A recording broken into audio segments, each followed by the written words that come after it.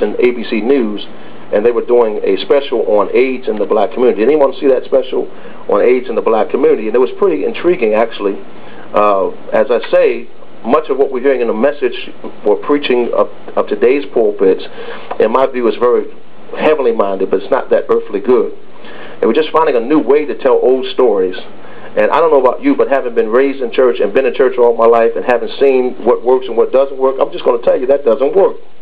And it may make you feel good and you may feel better about yourself, but that old religious exercise of somebody grabbing their ear, hooping, and telling you the story, it may tickle your little heritage bone, but that's not making a dent in this society. And unfortunately, our children are writing off the church, and we've done a great job in the past explaining that. And if you haven't heard those messages, you need to get them, because those are not sermons that you just buy or don't buy. You need to consider these things, because the culture you live in is truly being interpreted properly by prophetic preaching. Now, the point I'm making to you, God's heart has always been family. First church there was a family church. Adam, command your wife Eve. In other words, speak the word of the Lord over her, then you command your household. And so before there was a church building, there was a family. Can I get a witness in here? And we know when we talk about family, we know that family breaks down many ways. You've got immediate family, and you don't need that explained. You know what that is. And of course you have an extended family, and then you have obviously sometimes a surrogate family, or someone that takes you in, whether it be adopted or people in your neighborhood, or someone you like as a mom or dad, or second mom or dad, or what have you. And of course you have spiritual families, that is the church. Sometimes we're more close to the people in church than we are to our own family, which is not necessarily dysfunctional, but that's not necessarily the way it should be. Can I get a witness? And then, of course, we have national families. We have national families, meaning that we have an affinity with people from the same nation, and so on and so forth. My point is that we all have to recognize that family is a concept that God has come up with himself. Is God's idea. So, you know, the fact is, if you never get married, it doesn't matter. You still need to function in some kind of family unit. The word family means father's house. So what do we do with this word when, in fact, there's so many houses, 68% to be exact, that don't have a man there? So is that a family? Of course it's a family, but there's no father there. And so I liken it to an airplane that's built to run with two engines, and one of the engines goes out. It can still run, but you know it has a greater chance of crashing without that second engine. And I don't have to go into sociological data to prove it, but children raised without a father have a greater increase of crime and so on and so forth. And so that's not God's idea. It's not God's idea for people to go through their best years, childbearing years, not have anyone. That's not God's idea. It's not the way it's supposed to work. It's not the way it's supposed to work. He said, let the younger children marry and bear children. Can I get a witness in here? Amen. So a lot of women now are giving up on marrying because no one's around. If he's around, he's no good. And a lot of people are eligible to be married but not qualified. Just because they're a male doesn't make them a man. So you got a bunch of that going on. And so you got women now, you know, going through artificial insemination and all kinds of things, even in the church. People are struggling. There's a lady right now that I know who loves the Lord, who's a prophetess, who's always wanted to be married. No one came along, and she's getting up in age, and she wants to have a baby, and she's struggling so because she wants to be artificially inseminated. She wants to know what is the will of God as this relates. So we have all of these issues right now that people are dealing with. And because you may have more kids than you didn't expect that many, there's some people that really want a kid. And so we have adopted kids, and we have children, foster children, and recently in the church in Columbus, you know, foster children. We had a situation where Minister Isaac was shot by someone who used to be, or set up to be shot by someone who used to be a foster child of his. And he was in church for the first time this morning, from what I understand. And in October, the mayor of the city, as well as others, are coming together in a big concert downtown where he's going to be the host. And I told Isaac what we want to do is something called a campaign against youth violence. So what the devil meant for evil, God is turning around for good. Can I get a witness in here? But my point is that this whole thing about family is really of major concern.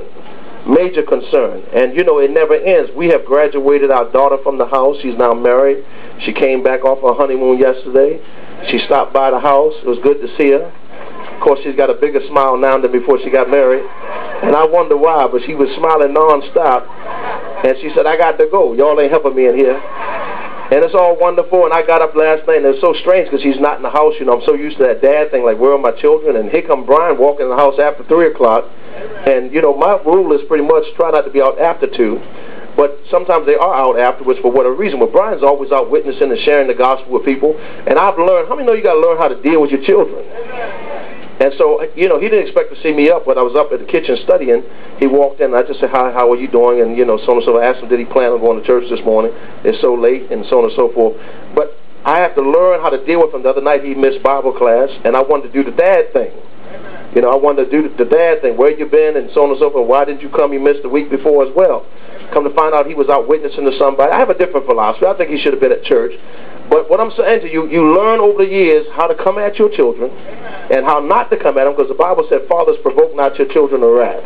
And I think a lot of times we have our kids who would follow us in the faith, but we get on their nerves. And we don't know how to approach them, and we don't treat them with the same respect that we want to be treated with. You should learn to talk to them the way you want to be talked to, and you'll have success. And so the point is, I've learned this over the years because I didn't know it. And no one taught it. And I wasn't raised in church where they ever instructed us about it. So we just do what we've been raised to do. So if mama's a fusser, you're a fusser. Huh? Come on, somebody. If your dad sit around all day long watching TV and doesn't help your mother, you think it's sissified to help mama. And so we grow up not holding her hand in public. We grow up not helping her with the dishes because we think that's her responsibility. We grow up doing this, that, and the other. In other words, we are trained a certain way, and that's the way we go. And we are products of our environment, whether we like it or not.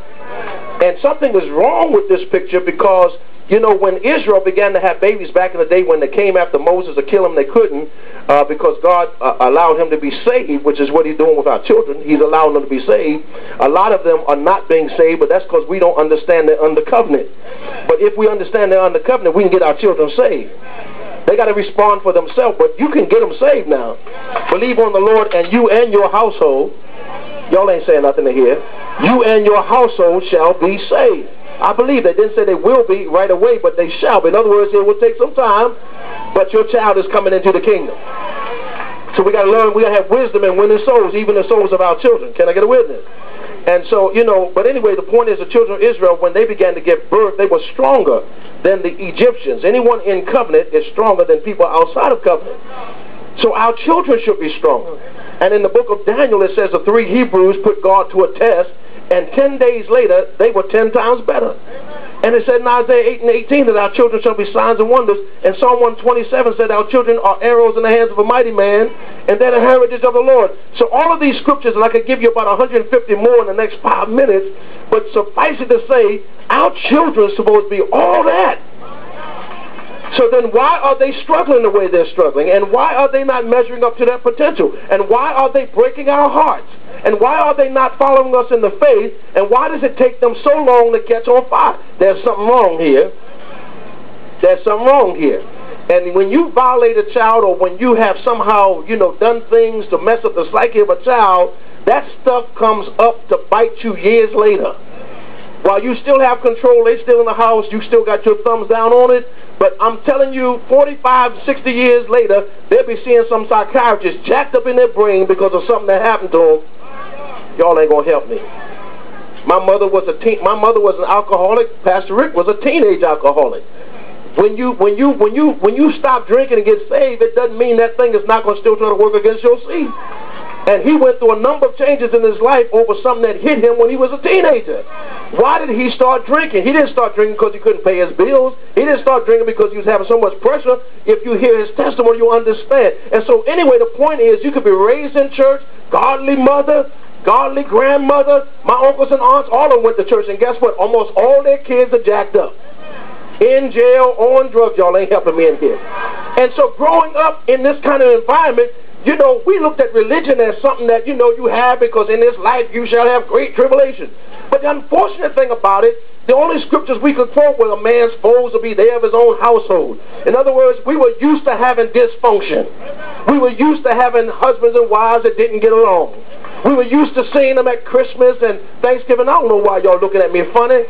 Cussing each other out and fighting and drinking and acting a fool. We were used to granddaddy talking about his children like his sons like a dog.